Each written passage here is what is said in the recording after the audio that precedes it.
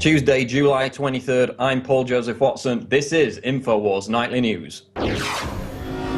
Tonight, while U.S. intelligence committees approve arming Syrian rebels, a massive al-Qaeda prison break at Abu Ghraib, and even more fluoride in your food than in your tap water? All that and more on tonight's InfoWars Nightly News.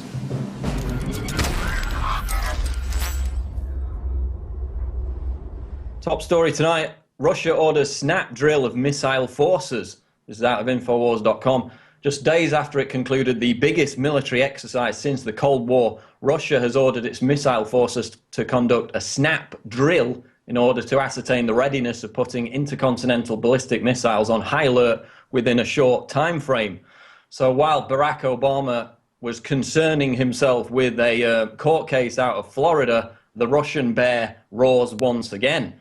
The drills, which will run until Saturday, involve the redeployment of missile units, which include those tipped with nuclear-capable Topol SS-25 Sickle ICBMs and Voyvoda SS-18 Satan ballistic missile systems.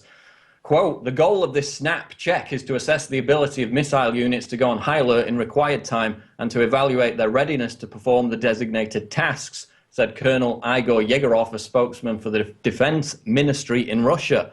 So as we reported last week, of course, Russia just staged the largest military exercises since the Soviet era in the aftermath of the Israeli attack on Russian-made weapons in Syria, which was announced last week, occurred, of course, early in July.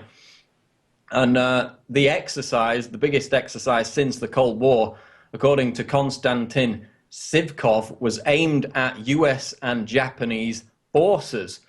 So the question is, now we've got another snap drill which Putin has ordered for the missile systems to be ready. Is Russia gearing up for a major conflict? Well, they're increasing their military expenditure by 60% by 2015, while the US is reducing its military expenditure 15%. Part of that expenditure, of course, is paying for these new YARS-M ICBMs that can penetrate US missile defense systems. Simultaneously, we have the US aiming its European-based missile systems at Russia while claiming that they're to counter Iran. And back in May, the Russian Prime Minister Dmitry Medvedev called on the nation's defense industry to provide state-of-the-art weapons superior to their Western analogues. So he's basically saying, we want our missiles to be bigger, better, go further than anything that the US is developing.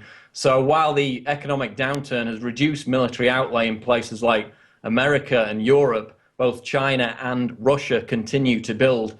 And the US, of course, has exploited the North Korean provocation to build up its presence in the Pacific, which again is aimed at Russia and China.